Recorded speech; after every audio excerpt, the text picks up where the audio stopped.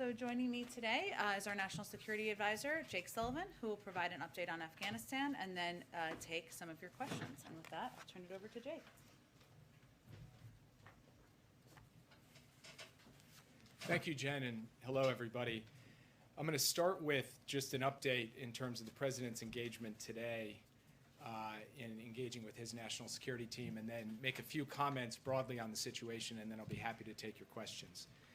This morning, the President spoke with his military commanders for an operational briefing on the security at the Hamid Karzai International Airport, commonly known as HKIA. He spoke with Secretary Austin, Chairman Milley, General McKenzie, Admiral Baisley, and myself. The President was briefed that DoD personnel have now secured HKIA. HKIA is open, and U.S. military evacuation flights are taking off. Following this operational briefing with his military commanders, the President and the Vice President met by secure video conference with their national security team to hear intelligence, security, and diplomatic updates on the evolving situation in Afghanistan. They discussed the status of ongoing evacuations of U.S. citizens, SIV applicants, and other vulnerable Afghans at risk, and how we would do this safely and efficiently, and with a laser focus of the team on monitoring for and preventing any potential terrorist threats at or around HKIA, including from ISIS-K. They were joined by Secretary Blinken, Secretary Austin, Chairman Milley, Director Haynes, Director Burns, myself, Ambassador Wilson, Ambassador Khalilzad, General McKenzie, and other senior officials. Just to say a few words about where we come from and where we are. I want to start by saluting our troops and our civilian personnel at the Kabul airport. I want to salute the Defense Department, the intelligence community, the State Department, the Department of Homeland Security, and especially our country team in Kabul, who have been doing incredible work under very trying circumstances. They have safely and effectively drawn down our embassy compound and retrograded our diplomatic personnel. They have now secured the airfield and are conducting flights out of the country. They are moving American citizens, as well as Afghan nationals and third country nationals. They are facilitating flights for our allies and partners to get citizens and others out of Afghanistan. These operations will continue in the coming days as we move to evacuate American citizens and Afghan nationals who worked with us, along with other vulnerable Afghans. We are engaging diplomatically at the same time with allies in regional countries and with the United Nations to address the situation in Afghanistan. We are in contact with the Taliban to ensure the safe passage of people to the airport. We are monitoring for any potential terrorist threats, as I just mentioned, including from ISIS-K. We intend to continue these operations over the coming days before completing our drawdown. When you work on any policy issue, domestic policy, foreign policy, any policy issue, the human costs and consequences loom large. And we're all contending with the human costs of these developments. The images from the past couple of days at the airport have been heartbreaking. But President Biden had to think about the human costs of the alternative path as well, which was to stay in the middle of a civil conflict in Afghanistan. There are those who argue that with 2,500 forces, the number of forces in country when President Biden took office, we could have sustained a stable, peaceful Afghanistan. That is simply wrong. The previous administration drew down from 15,000 troops to 2,500 troops. And even at 15,000, the Afghan government forces were losing ground. What has unfolded over the past month has proven decisively that it would have taken a significant American troop presence, multiple times greater than what President Biden was handed, to stop a Taliban onslaught. And we would have taken casualties. American men and women would have been fighting and dying once again in Afghanistan, and President Biden was not prepared to send additional forces or ask any American personnel to do that over the period ahead. There have been questions raised about whether we should have drawn down our embassy and evacuated our Afghan allies earlier. These are reasonable questions. We did dramatically accelerate the SIV process and move out a substantial number of SIV applicants and their families. But the Afghan government and its supporters, including many of the people now seeking to leave, made a passionate case that we should not conduct a mass evacuation lest we trigger a loss of confidence in the government. Now, our signaling support for the government obviously did not save the government. but this was a considered judgment. When you conclude 20 years of military action in a civil war in another country with the impacts of 20 years of decisions that have piled up, you have to make a lot of hard calls, none with clean outcomes. What you can do is plan for all contingencies. We did that. The American forces now on the ground at HKIA are there because of contingency planning and drilling we did over the course of months, preparing for a range of scenarios, including dire scenarios.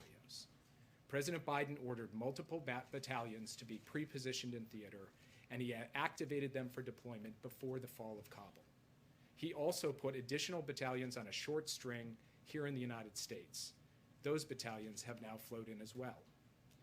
Yes, there were chaotic scenes yesterday, but as Admiral Kirby said, even well-drawn plans don't survive first contact with reality, and they require adjustments, and we've made those adjustments. We will stay in close touch with our allies and partners in the days ahead as we contend with the immediate need to complete the evacuation mission and as we deal with the broader challenges posed by the new reality in Afghanistan. And we will remain persistently vigilant against the terrorism threat in Afghanistan and in multiple other theaters across multiple continents. We have proven in other places that we can suppress terrorism without a permanent military presence on the ground, and we intend to do exactly that in Afghanistan. And with that, I would be happy to take your questions. Yes. So I wanted to ask, the president yesterday said that the buck stops with him. I want to get an understanding of what did he mean by, what is he taking ownership of? Not just the decision to leave Afghanistan, but is he taking responsibility for the chaos that happened during the evacuations, for the decisions not to do evacuations sooner? For all, is he taking responsibility for that and for any bloodshed that may be happening right now? Is he taking responsibility for that? He's taking responsibility for every decision the United States government took with respect to Afghanistan because, as he said, the buck stops with him. I am also taking responsibility, and so are my colleagues, the Secretary of State, the Secretary of Defense, the Chairman of the Joint Chiefs of Staff, the directors of our intelligence agencies. We as a national security team collectively take responsibility for every decision, good decision, every decision that doesn't produce perfect outcomes. That is what responsibility is. Now, at the same time, that doesn't change the fact that there are other parties here responsible as well, who have taken actions and decisions that help lead us to where we are. So from our perspective, what we have to do now is focus on the task at hand, the mission at hand. You mentioned chaos at the airport yesterday. At the end of the day, the question is, can we effectively evacuate those people who we intend to evacuate? And that is what we are planning for and executing against beginning today, where the airport is secure, the flights are going, the people are coming, and we will continue to do that in the days ahead. Yes. Yeah, what is President Biden's response to the people of Afghanistan who are now in the hands of the Taliban terrorists and feel abandoned by the United States, or to those in Taiwan and elsewhere that are fearful that the U.S. will abandon them to the aggression of China? And follow-up to that is, what is President Biden's response to people in Israel and other countries who might also believe that the U.S. will abandon them to terrorists? So to the first question, President Biden and all of us, as I said in my opening comments, are heartbroken by the human consequences that have unfolded and could continue to unfold in Afghanistan. We believe passionately in human rights and human dignity, and we want to work with the international community to advance that wherever we can. But President Biden was not prepared to have American men and women continue to fight and die in the civil war of another country in order to achieve that. We will use every other tool at our disposal to achieve that, and we will do so day after day, month after month in the period ahead on behalf of the people of Afghanistan. To your question about allies, we gave 20 years of American blood, treasure, sweat, and tears in Afghanistan. We gave them every capacity in terms of training and equipment to stand up and fight for themselves. And at some point, it was the time for the United States to say that the Afghan people had to stand up for themselves. We believe that our commitments to our allies and partners are sacrosanct and always have been. We believe our commitment to Taiwan and to Israel remains as strong as it's ever been. Keep in mind that with respect to Afghanistan, We said back in 2011 that we would be out in 2014. We stayed another 7 years, far and above and beyond the commitment that we made more than a decade ago. And the last thing that I would say is that President Biden is laser focused on accomplishing the core national security objectives of the United States. And when it comes to Afghanistan, that was getting bin Laden and degrading Al Qaeda. We accomplished that, and he believes it was time for our troops to come home. Yes. So just now, Jake, you described a kind of choice that the president that was in front of the president.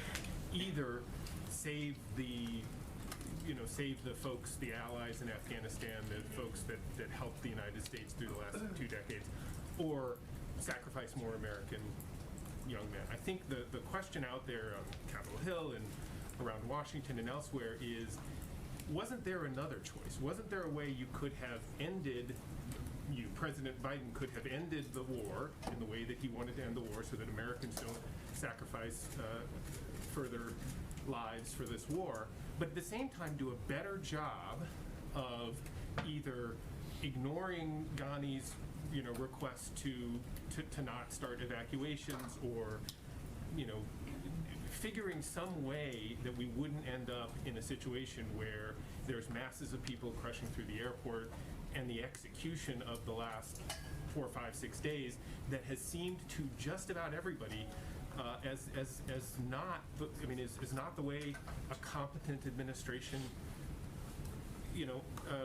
not the result that a competent administration has in the end. So isn't that a false choice, and why couldn't you do both? So first, what I would say is that we were clear-eyed going in when we made this decision that it was possible that the Taliban would end up in control of Afghanistan. We were clear-eyed about that. Now, as the president said in his remarks yesterday, we did not anticipate that it would happen at this speed, though we were planning for these potential contingencies. The reason I say that at the outset, that we knew it was possible they could take over, and that had to be built into our calculus in making the determination, as the president did, to draw down our forces, is because once the Taliban came into Kabul, we were going to be faced with a situation, no matter if there were still U.S. troops on the ground or no U.S. troops on the ground, of dealing with a significant number of people wanting to come to an airport to try to get evacuated. I'll give you an example. We communicated with American citizens for weeks, telling them to get out of the country. We offered financial assistance for those who wouldn't be able to afford to get on flights themselves. Many chose to stay right till the end, and that was their choice. We now are faced with a circumstance where we have to help evacuate those. That's our responsibility as the U.S. government. But the point I'm making is that when a civil war comes to an end with an opposing force marching on the Capitol, there are going to be scenes of chaos. There are going to be lots of people leaving the country. That is not something that can be fundamentally avoided. And so while it is a point for reasonable debate, in my view, as to how to think about the right moment to signal a complete loss of confidence in a government or not, and which is going to lead to more suffering and death or not, the fact is that we made the judgments we made based on the information we had at the time while preparing for the alternative contingency, which was having to flow in these troops to be able to get out folks in a mass evacuation. Yes? Do you believe that the mission could be completed by August 31st? As a national security advisor, what do you see the scenario on September 1st? Do you think the Taliban of 2021 are different than 2001? Do you see analogous situation to Iraq where a new terrorist organization will be born, like ISIS out of Al-Qaeda in Iraq, for example? So just on the last point, it's fairly well documented that the Taliban and ISIS-K fight one another, struggle against one another. So I do not foresee a symbiotic relationship there, though these are dynamic scenarios, so we will have to see how it plays. We are working day by day to get as many people out. So I'm not going to speculate on the timetable question that you just laid out. And then finally, on what we expect from the Taliban going forward, that is something that will have to be watched and observed over time, whether in fact they are prepared to meet their obligations to the basic human rights and human dignity of people, to the safe passage of people to the airport, to the fair and just treatment of civilians. That is something they're going to have to show. I come at this with no expectations, but only a sense that they will have to prove to the international community who they ultimately are going to end up being. Yes. Thank you, Jake. Can you tell us what is it exactly, the commitment that you have secured from the Taliban regarding the safe passage of Americans as well as the tens of thousands of vulnerable Afghans? The Taliban have informed us that they are prepared to provide the safe passage of civilians to the airport, and we intend to hold them to that commitment. Do you believe them? Yes. Just for clarity on that, is there some deadline that's been set? Has the Taliban given assurances that this will go till August 31st? Is the deadline before that or after that? For clarity on what you just said. Till we believe that this can go till the 31st. We are talking to them about what the exact timetable is for how this will all play out, and I don't want to negotiate in public on working out the best modality to get the most people out in the most efficient way possible. I have a question about yesterday. President Biden said that the United States military cannot sacrifice where there is no national interest. If the same analogies, will the U.S. withdraw troops from its allies, including South Korea? What is your comment? So the president, as he has said repeatedly, has no intention of drawing down our forces from South Korea or from Europe, where we have sustained troop presences for a very long time, not in the middle of a civil war, but to deal with the potential of an external enemy and to protect our ally against that external enemy. So it is a fundamentally different kind of situation from the one we are presented with in Afghanistan. Thank you. The president yesterday said the situation in Afghanistan unfolded more quickly than anticipated. You said it yourself just a few moments ago. But numerous officials have told ABC that there were key intelligence assessments warning the Taliban could overwhelm the country and take the capital within weeks. Did the White House disregard that intelligence and push ahead?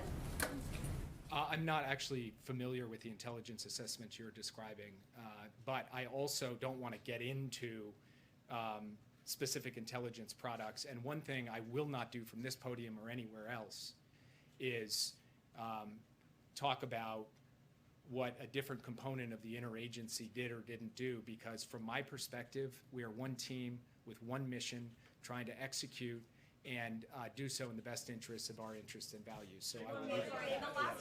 If that mission is not complete by August 31st, and there are Americans and Afghan allies who remain there, will U.S. troops stay until everyone is out, or will they leave? So I'm not going to comment on hypotheticals. What I'm going to do is stay focused on the task at hand, which is getting as many people out as rapidly as possible, and we will take that day by So day. you can't commit to bringing back every American.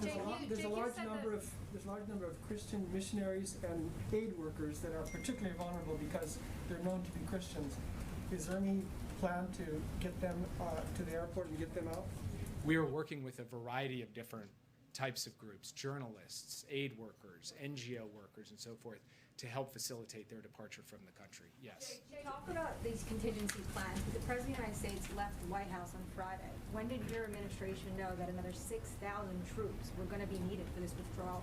So on Wednesday evening, the President convened the principals, this is last Wednesday evening, to discuss the deteriorating situation on the ground in Afghanistan. He posed the question as to whether we had to flow more forces in from the point of view of a contingency to draw down our embassy and to secure evacuation. Thursday morning, he gave the order to begin flowing those forces in. And then as we watched the situation unfold over the course of the coming days, we determined that we would go from step one of that contingency plan, which was about 3,000 troops, to step two of that contingency plan, which was about 6,000 troops. Why did he leave the White House? If on Thursday he knew, why did he leave the White House on Friday? The President worked throughout the entire weekend. I was intimately familiar with his working habits over the course of the weekend because I was on the phone with him constantly. Secretary Austin was on the phone with him, Chairman Milley, Secretary Blinken, the team in country. So he was monitoring developments hour by hour throughout that entire time and has been making a series of decisions about troop deployments, giving us direction and guidance about how to take the shape of this mission and make sure that we're executing it, and at every turn asking our military, who is leading this mission and executing this mission with bravery and valor, what do you need? I will get you anything you need. He asked that question multiple times every single day. So President Biden has been deeply engaged in this. Yes. Jake. Sorry, there's a lot of anger in Australia this morning about the way this has played out. We've got citizens and then of course so many Afghans who have helped the Australian forces and helping the US mission over the past 20 years. Does the administration accept some responsibility, or perhaps what would be your response to those people who are trapped and some are fearing execution because of the exit strategy, or perhaps lack of competent exit strategy? We do take some responsibility for our allies and partners in Afghanistan. In fact, as I said in my opening comments, we are working to facilitate flights and have already done so for countries that have lined them up and gotten their citizens to the airport. And we'll be eager to work with Australia to help get out Australian citizens and other individuals who the Australians would like to see get out. Yes. Jake, what do you say to the next generation of Afghan women and children, young girls who face fundamentally different human rights moving forward? I say that truly, deeply, my heart goes out to Afghan women and girls in the country today under the Taliban. We've seen what they've done before. And that's a very hard thing for any of us to face. But this wasn't a choice just between saving those women and girls and not saving those women and girls. The alternative choice had its own set of human costs and consequences, as I said. And those human costs and consequences would have involved a substantial ramp up of American participation in a civil war with more loss of life, more bloodshed, families here in the United States who would be asking a different form of the question you just asked. These are the choices a president has to make. And it doesn't mean because we don't have forces in that country that we're not going to fight on behalf of women and girls and human rights and human dignity. We are. We do in many other countries where we don't have active military participation. And we'll do it in Afghanistan too. And we will attempt to use every measure of tool and influence we have along with our international allies and partners to alleviate the burden that those women and girls will face in the days ahead. We are absolutely, resolutely committed to that. Yes. You recognize the Taliban as the legitimate governing power in Afghanistan now? Right now, there is a chaotic situation in Kabul where we don't even have the establishment of a governing authority, so it would be really premature to address that question. Ultimately, it's going to be up to the Taliban to show the rest of the world who they are and how they intend to proceed. The track record has not been good, but it's premature to address that question at this point. Yes. You said that the Taliban has committed to safe passage to the airport, but our reporting is that they've set up checkpoints outside the airport. People are being beaten and whipped when they try and cross these checkpoints, and that some of the evacuation flights are leaving nearly empty as a result. What assurances do you have specifically about these checkpoints, and when do you expect them to stop doing this? So two things about that. First, the earliest evacuation flights in any evacuation tend not to have every seat filled because the process of getting any evacuation underway has a throughput issue. So we believe that that is being resolved with each successive flight, and we will be putting 300 passengers on your average military cargo plane heading out of the country, one after another, hot onloading and hot offloading. Second, in terms of people being turned away, by and large, what we have found is that people have been able to get to the airport. In fact, very large numbers of people have been able to get to the airport and present themselves. There have been instances where we have received reports of people being turned away or pushed back or even beaten.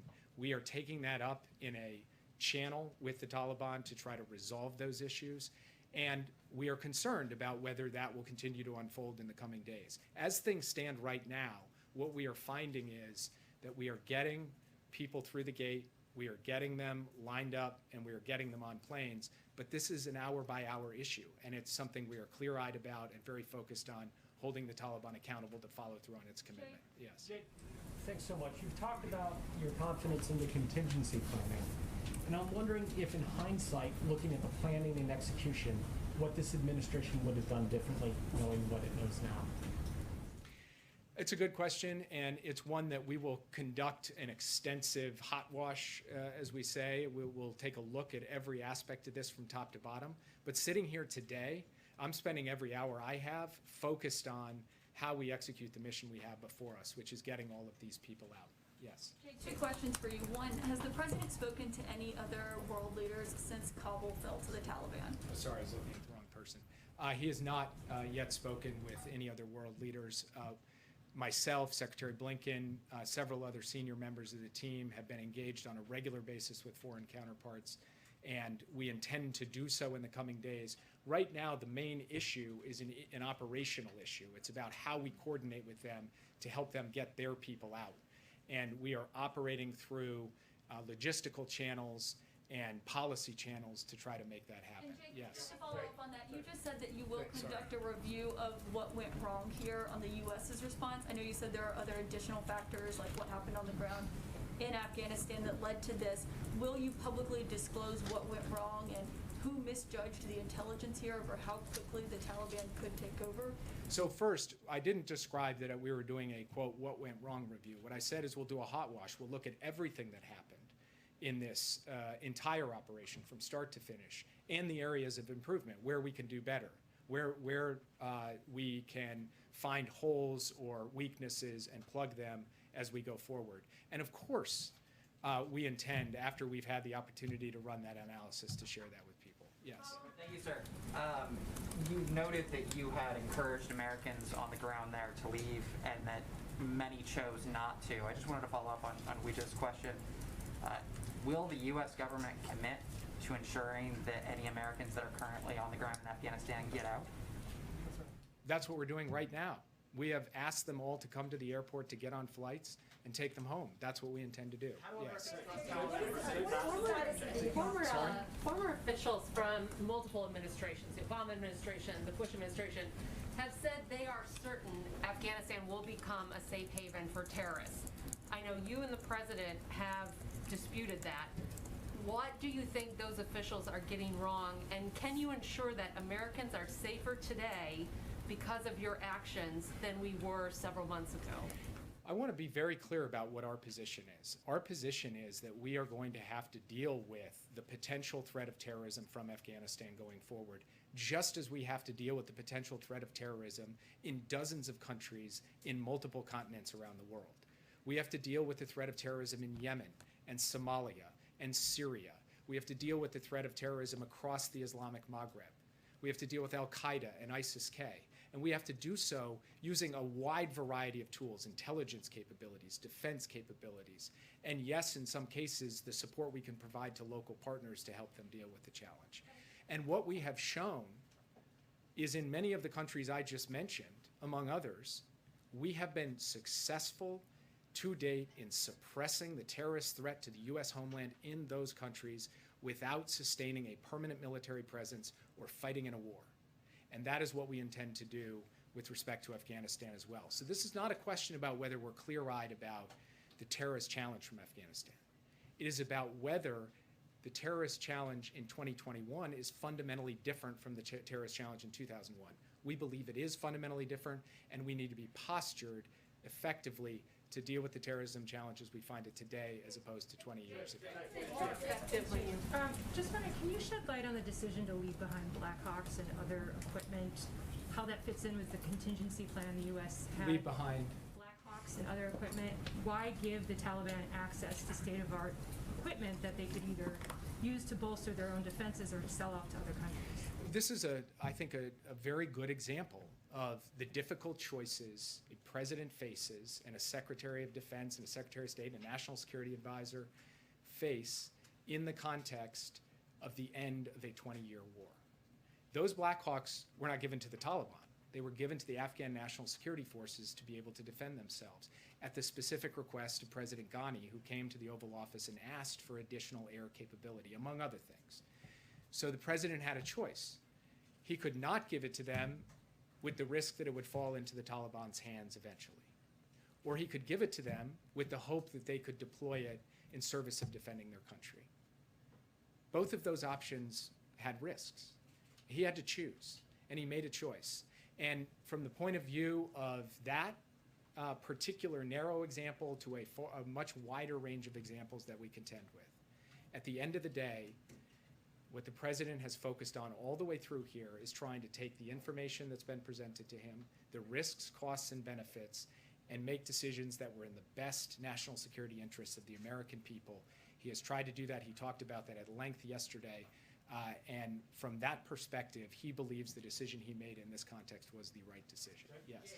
Thank you.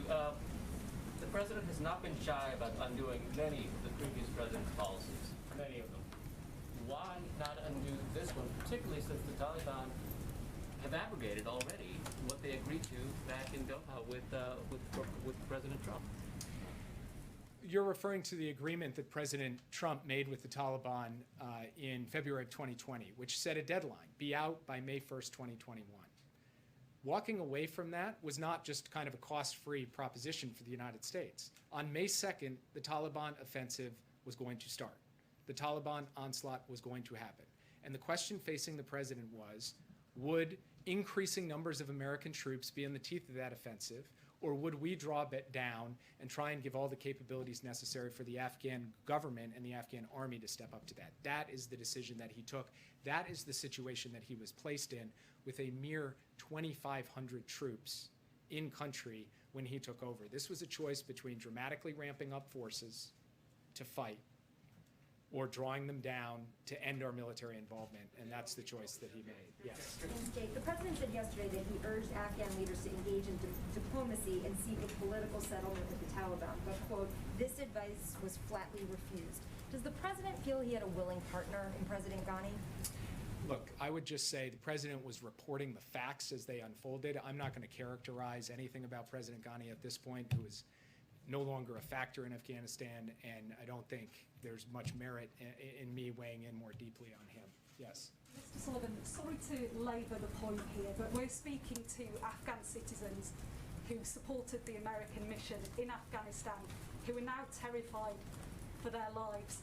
Can you confirm that when it gets to August 31st and your troops leave, will you abandon them or will you stay and save them?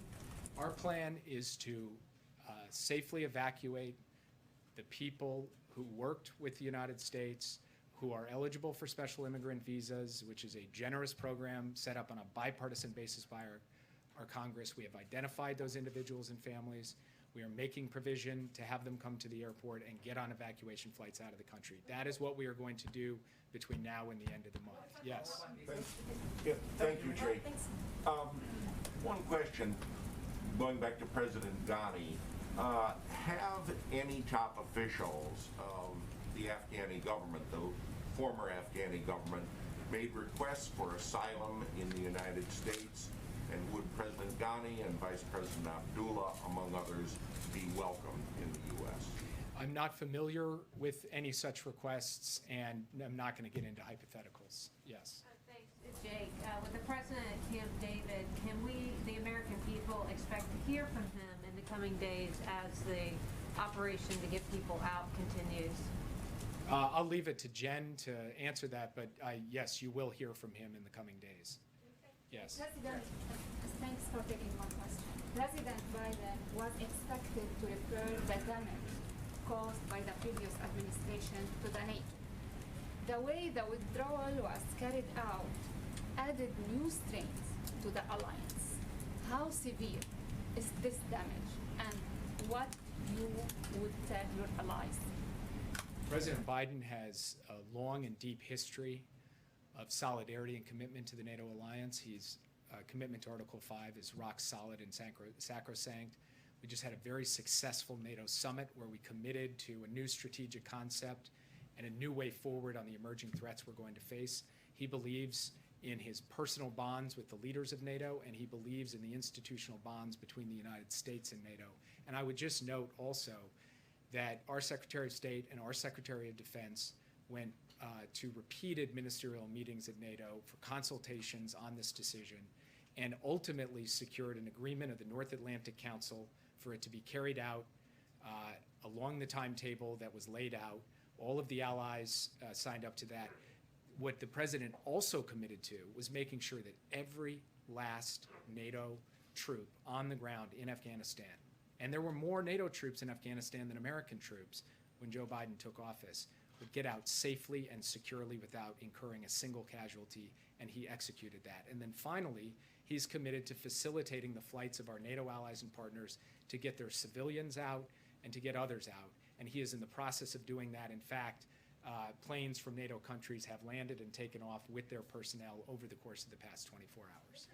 I think your previous answers are not enough to assure U.S. allies and partners, because first Korean War broke out as a civil war. If the United States commit only to places that without civil war, how can you ensure allies that the United States will defend them in a crisis that can describe as a civil war?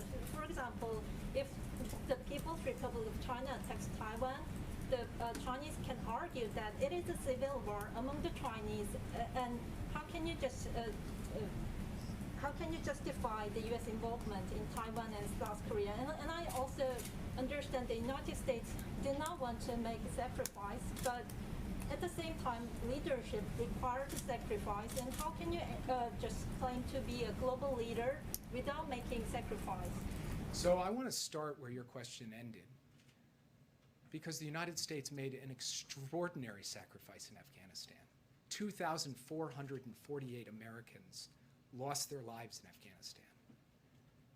Tens of thousands of Americans were injured in the war in Afghanistan over 20 years, trying to help that country stand up and being able to defend itself.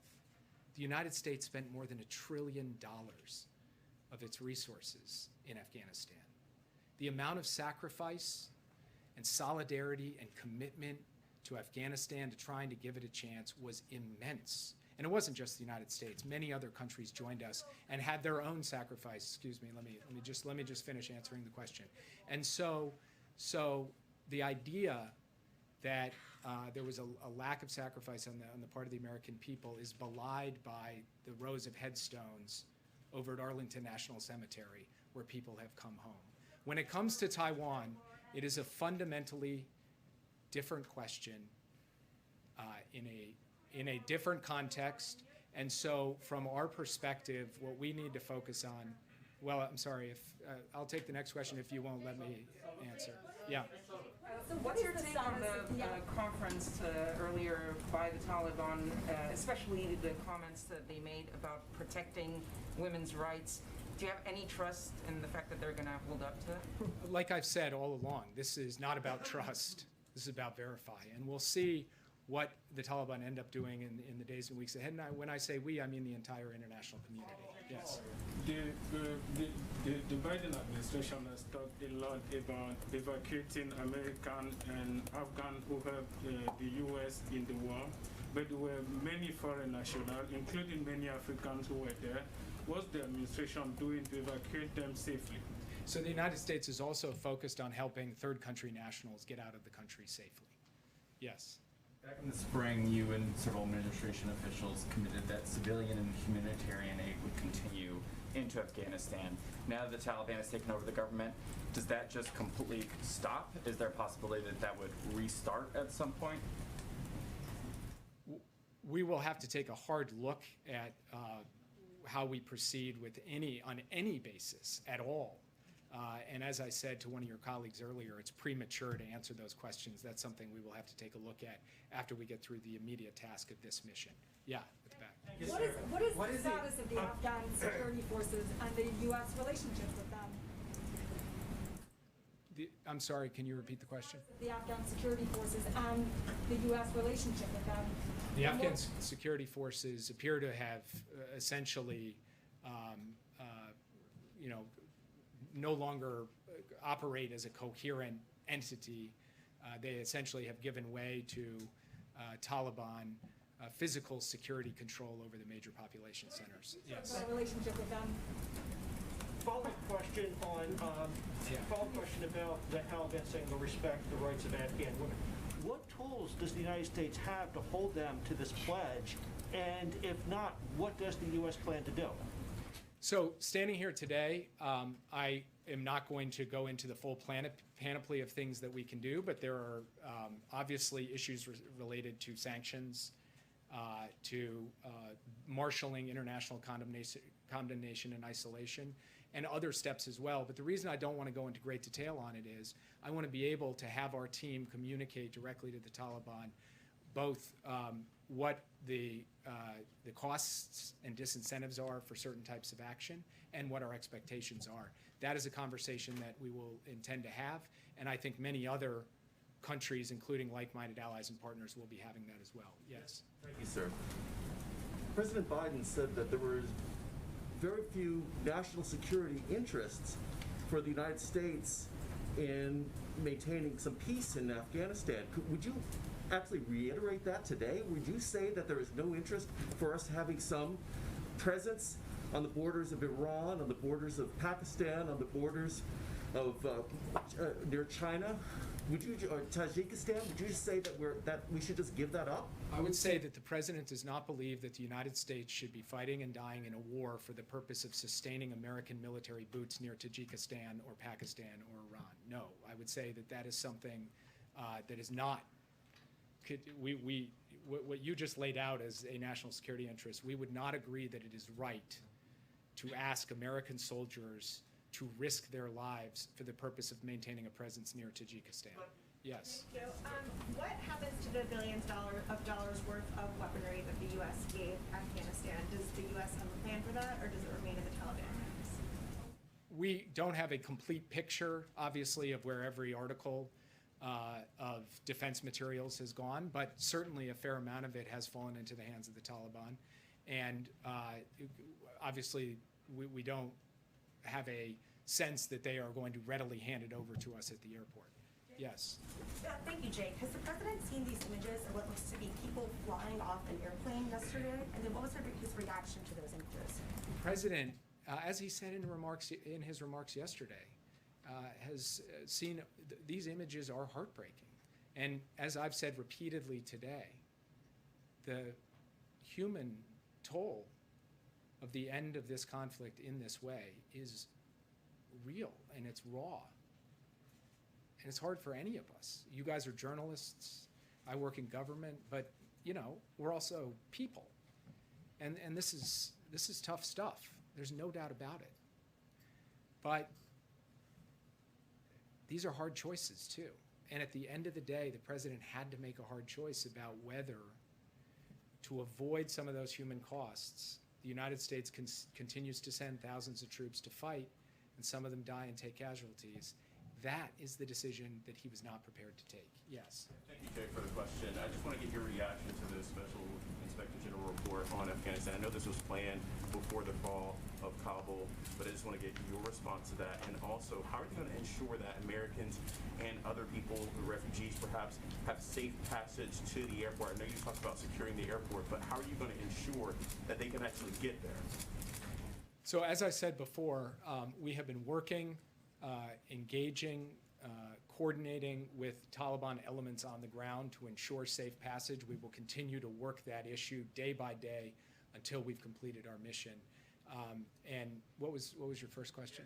Your reaction to the Special Inspector General report on the Afghan reconstruction that basically essentially said that administrations were not prepared to come up with a concrete plan for the reconstruction of it. Look, one of the findings of that report was that 20 years, hundreds of billions of dollars spent, huge number of forces trained, huge amount of capabilities provided, huge amount of advising and assisting, and you had a security force that at the end of the day was not prepared with the will to stand up and fight for itself. And that is the collection of decisions taken over the course of many years. Yes. Jake, thank you. While we have you, can you address the situation in Haiti? 2 questions regarding that. Will a U.S. military presence be necessary to secure the road between Port-au-Prince and the disaster zone for humanitarian aid? And then secondly, does the earthquake in Haiti affect the administration's view that elections should be held there this year? So on the second question, it's too early to tell what the impact on the political process of the earthquake is. We are in the process of assessing that. On your first question, right now what we're focused on is getting a USAID DART team. It's been deployed out and active in helping address this. We've got U.S. Coast Guard elements, and Southcom has mobilized with logistical and other support to be able to provide the kind of emergency response that is necessary in a human tragedy and catastrophe like this. There are no current plans to speak of to deploy U.S. Military personnel to Haiti. Yes, we'll make this the last one. Thank you. You said it's too early to say whether the U.S. will recognize the Taliban as the government of Afghanistan. Are there any steps you're taking in the meantime around sanctions or foreign currencies or anything? Is there a chance that if they do take power, that they'd be able to tap into quite a fair bit of money that the U.S. might want to head off the possibility of? Are there any steps you're taking in that regard, sort of preventatively, I suppose? We're working on those options right now. I don't want to get ahead of the president's decision-making on them, and I'll leave it at that. If you are working on those options, doesn't then that speak to a doubt that you might ever recognize them? If you don't ever recognize them, how can you ensure that the president's promise of aid continuing to the Afghan people will be enacted? Well, so I don't want to get into hypotheticals, but I would point out that there are a range of different diplomatic relationships the United States has with countries around the world, including some very difficult or non-existent relationships with governments where we still provide forms of aid to people. And I will leave it at that because we're not at a point yet where we can speak directly to how things will play out in Afghanistan, but that's at least a partial answer to your question. I know you guys have many more questions, but I think probably your patience with me is also wearing a bit thin. So I will leave it at that and get back to work. Thank you. Take my question. COVID safe. I just have a couple of additional updates for you. Some of which was provided by the Department of Defense this morning, but I wanted to make sure you all had this information as well. As you may have seen, the airport, and as Jake noted, is currently open for military flight operations as well as limited commercial flight operations. And throughout the night, 9 C-17s arrived delivering equipment and approximately 1,000 troops. Additionally, 7 C-17s have departed. These flights lifted approximately 700 to 800 passengers, and we can confirm 165 of these passengers are American citizens. The rest are a mix of SIV applicants and third country nationals. And I would also note that, in addition, the intention is to have additional flights out this morning. There's obviously going to be operational updates that will be provided on a regular basis by the Department of Defense. But as you saw them brief out, our focus over the last 24 to 48 hours has been securing the airport and ensuring that we can begin to expedite flights of both American citizens, SIV applicants, and others out. I also just wanted to note that this morning, on a different topic, Biden administration officials joined a meeting of the U.S. Conference of Mayors to discuss our eviction prevention efforts. CDC Director Rochelle Walensky provided an update on the state of the pandemic, and Associate Attorney General Vinita Gupta reiterated ways that mayors across the country can work closely with state and local courts to set up eviction diversion programs in their city. This meeting is just the latest in our efforts to communicate and work with local officials to ensure we're getting assistance out to keep people in their homes. I know we've been here a while, but I know there are lots of topics out there. Go ahead, Josh. Thanks, Jen. With regard to the booster shots, how many shots does the U.S. have available for boosters? And will supplying boosters have any impact on U.S. vaccine donations around the world? So let me first note that tomorrow the COVID-19 team and our health and medical experts will host a briefing and we'll discuss next steps as it relates to boosters. I would also note for your planning that you can expect to hear from the President on this topic as well following their briefing. So I will leave it to them to provide additional details and to answer what I know are your good questions about data and an understanding of what leads to decisions along those lines. On the supply component of that, I'm sure they will address that, Josh, but one of the things we have said repeatedly, and I will note, I said back in May, Jeff Zients said again in July, is that part of our operational focus was ensuring we had enough supply to provide booster shots should that be a decision made by the FDA. So that has been in our planning processes for months now, and certainly we've planned for this contingency, and we'll wait for a formal announcement. Does the President plan and the First Lady plan to get booster shots? Certainly, if they are recommended, once a formal announcement or briefing is done, they will certainly plan to follow the guidelines, of course. What's the rest of his week look like? Like he's up at Camp David now. Is he still going to Wilmington? What's the schedule?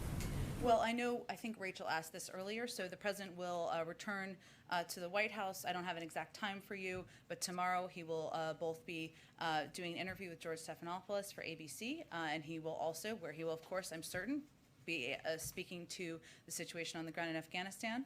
He'll also be delivering some remarks on COVID as well.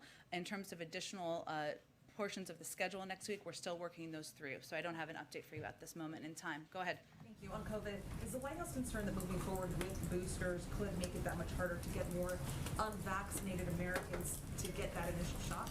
Well, one of the pieces that I expect our COVID team to speak to tomorrow is our operational plans as it relates to ensuring we are making sure everybody is vaccinated and following FDA and CDC guidelines. I think what you can expect to hear from them is that we are going to follow some of the best practices we have used to date, which is providing access, providing information, and right now we're in a place where we are focused on providing access, of course, to vaccines around the country and communities around the country through a range of mechanisms. So we're actually at an easier operational point in this regard than we were several months ago. But yes, we understand it's going to take a significant operational focus, educational focus, and PR focus to get the information out once it's finalized. Thank you. And one more on Afghanistan. Has the president or any administration official been in contact with former Afghanistan President Ghani? Not that I'm aware of. Go ahead. You mentioned at the top that about 700 people have been evacuated in the past 24 hours. Pentagon officials, including Press Secretary John Kirby, expect that number to increase to 5,000 to 9,000 a day. Can you talk about what needs to happen between now and then to ramp the number up, and when you expect to hit it? Sure, Wijan, it's a good question. I think what I had been referring to just a few minutes ago was the fact that our focus has been on securing not just the perimeter of the airport, but also operational capacity at the airport, which of course is a Department of Defense operation they're overseeing in coordination with the State Department. And so because we've had success in that regard, we are hopeful and expect to expedite additional flights out. So that was not the place where we were at this time yesterday, and given we've made progress in this regard, we are hopeful to increase the number of people, American citizens, SIV applicants, and others that we can get out of the country. It's our understanding that Americans have been called to the airport, but it's up to them to travel there at their own risk. Why isn't the U.S. providing any support, any transportation for them to get to Kabul? Well, I would just go back to what our National Security Advisor discussed as it relates to the Taliban and discussions with them about safe passage for people who are coming to the airport. We've also seen, I don't have an exact number for you, I'm sure the Department of Defense and State Department can provide that, but a large number of American citizens and others making their way successfully to the airport over the course of the last 24 hours. Just one more. I know we all tried to ask Jake this question, but can you offer any guarantee to the Americans and Afghan allies that if they remain there past the end of the month, U.S. troops will help them evacuate past the end of the month? Weija, our focus right now is on doing the work at hand and on the task at hand, and that is day by day getting as many American citizens, as many SIV applicants, as many members of a vulnerable population who are eligible to be evacuated to the airport and out on planes. And we're going to do that in an expeditious fashion. That is the focus of the President, of our Secretary of Defense, of our Secretary of State, and everybody on our national security team. So that is where we will keep our efforts. Go ahead. Thank you. There's been some criticism from Democratic lawmakers on Capitol Hill, Mark Warner, Bob Menendez saying, I'm disappointed that the Biden administration clearly did not accurately assess the implications of a rapid withdrawal. What is the White House's response to those lawmakers? Well, I would first say that we did assess early on, when the President asked for a clear-eyed assessment, that there would be impacts and there would be consequences of making the choice he made. He also acknowledged yesterday, and I would just reiterate, that this did happen more rapidly than we anticipated here, than anyone anticipated. I think that accounts for members of Congress and people who are on the ground in Afghanistan. And what our effort is now is focused on moving as many people out as we can from the country. But I would also note and reiterate to anyone who's a critic that any president has to make difficult choices as commander-in-chief, as Jake Sullivan just said. And the president made the choice that he was not going to ask U.S. men and women, servicemen and women, to fight a war that the Afghans were not willing to fight for themselves. It does not mean there aren't going to be impacts that are gut-wrenching, that are heart-wrenching, that we're all watching transpire over the last couple of days. But these are the difficult choices you have to make as Commander-in-Chief, and that's the choice he made. And does he still have confidence in his intelligence teams? He certainly does. He works in lockstep, and he's been briefed on a regular basis, as Jake just outlined, multiple times a day sometimes by members of his national security team, and we're working in close coordination to get the job done each day. Go ahead. Sort of follow up on Caitlin's questions about criticism from people who are your allies or your friends. David Axelrod has called you the best press secretary in his lifetime, I think. My mom would like that. Okay. But he's also said that the events of the last weekend are, this is paraphrasing here, but indefensible, I think. He said you can't defend them. And he has basically said that you guys should acknowledge that it was a failure and be willing to say that the events of the last several days were a failure, even as you maybe, defend the broader question of the drawdown in Afghanistan. What do you say to David Axelrod, who is such a fan of yours? Mutual. There are a few people I respect as much as David Axelrod in the world of politics. He's brilliant. He's also a great human being. But he would be the first to say that there is a difference between being on the outside and speaking on television and being on the inside, and the difficult choices that you have to make. As I've noted, and as Jake noted, even as we're watching over the last couple of days, heart-wrenching, gut-wrenching photos, you referred to some of them, Mike. The president stands by his decision because he knows it's in the interest of the United States, our national security, and the American people. And he's not going to ask mothers and fathers to send their children to fight a war the Afghans won't fight for themselves. And that does not mean that there aren't chaotic moments. There are. There does not mean there aren't moments that we may look back and take a look at approaches and how to address things moving forward. Of course, that's a part of how you assess governing and how you assess operations moving forward. But right now, and he would be the first, he spent, as you well know, an important role, a vital role, advising President Obama to acknowledge that when you're in government, you're faced with difficult choices. The president is faced with difficult choices, so are members of his team. And what you have to always make the decisions based on is what's in the interest of the American people. Go ahead. Does the president believe that his orders were executed as intended? In these past couple of days, obviously those images that we've all seen, I mean, is he assessing blame at all for that? And does he feel like he ordered the military to do certain things and they did it as intended? Well, his order was to deploy additional military men and women to go to Afghanistan to help evacuate American citizens, SIV applicants, and others safely out of the country, some to the United States, and to help our partners and allies around the world as well. We are effectively doing that.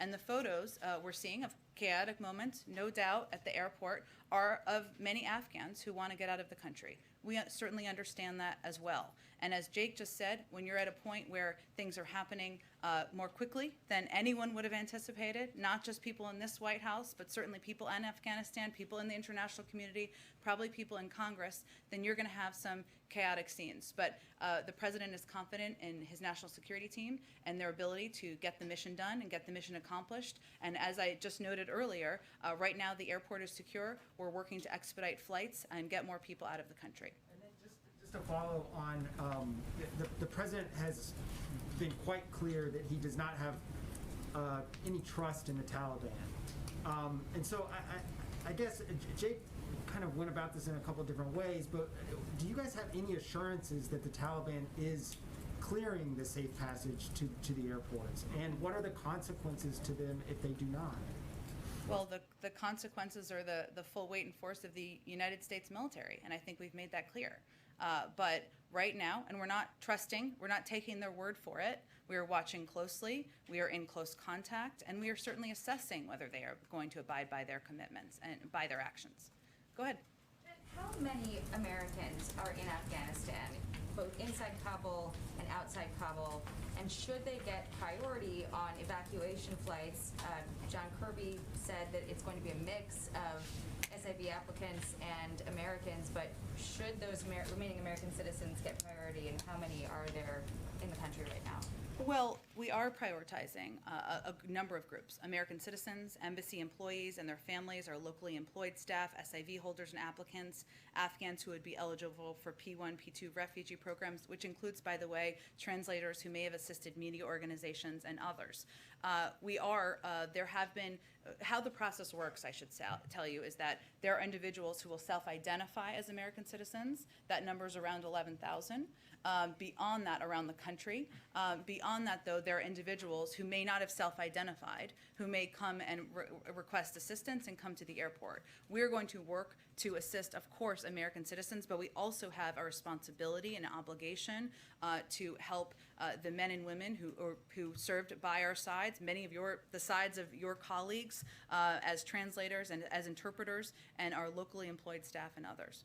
So just to confirm, 11,000 in the entire country, not just in Kabul? Well, I would just say that's the self-identified number, right? So, but we will continue to provide assistance, and we are prioritizing American citizens. We are also working to get additional officials out who have played an important role.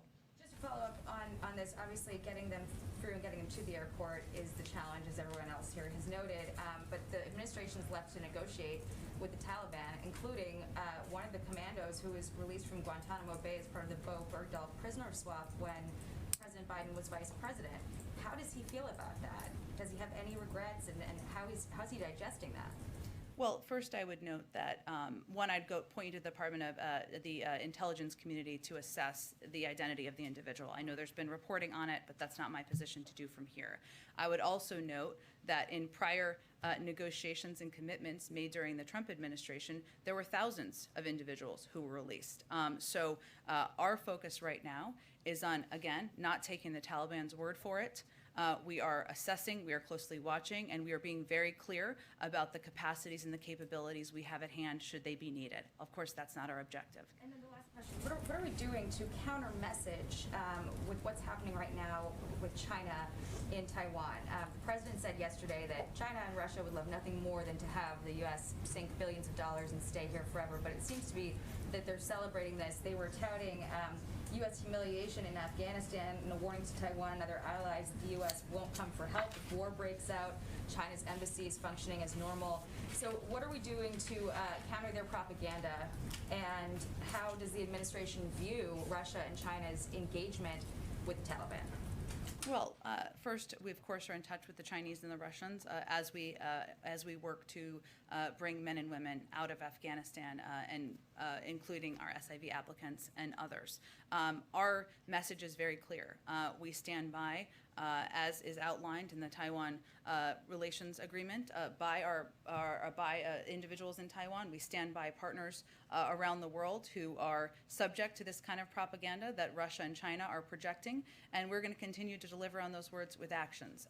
Our objective in Afghanistan is to deliver also on what the president promised, which is to not put the men and women who have served our country bravely over the past 20 years in harm's way again, and that's what we'll also be projecting to them as well. Jen, why was August better than, say, November or December to be getting out? In terms of the August 31st timeline? Correct, because this is the Taliban fighting season, and that would not be.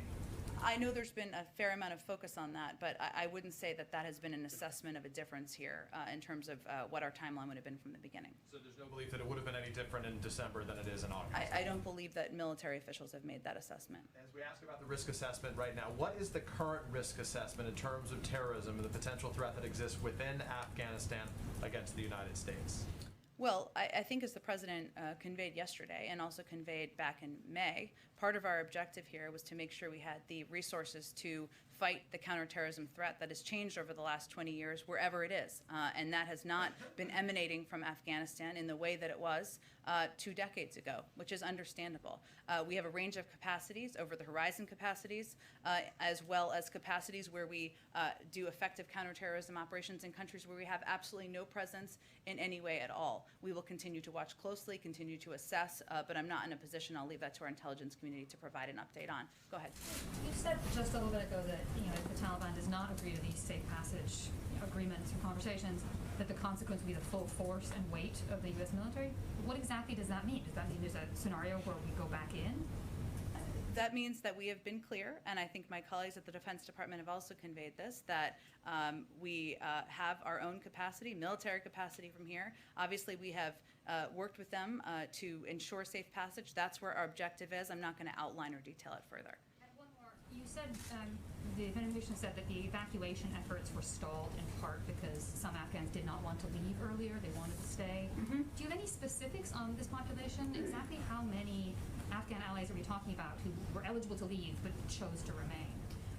It's a good question. I can see if I can give you a greater assessment of that. What I can tell you is that of the initial numbers of SIV applicants that were granted visas, there was a good chunk of that number who did not take advantage of those visas and depart. Now, that does not change our commitment. That does not change our obligation, but it's just an important component of the story of the last 6 months. Go ahead.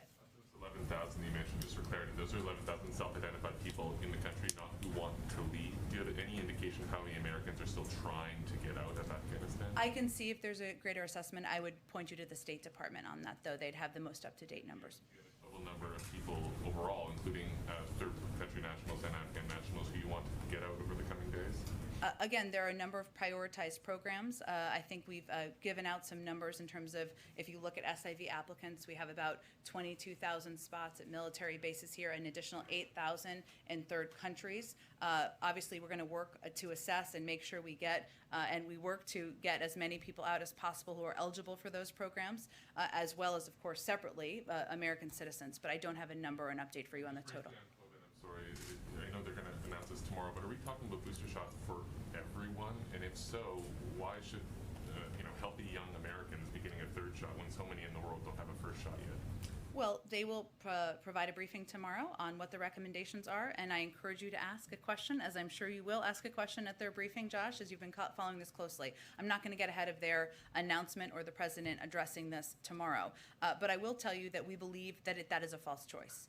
We can do both, and the United States is far and away the biggest contributor to the global supply, the global fight against COVID. We will continue to be the arsenal for vaccines around the world. We also have enough supply, and we have long planned for enough supply should a booster be needed for the eligible population.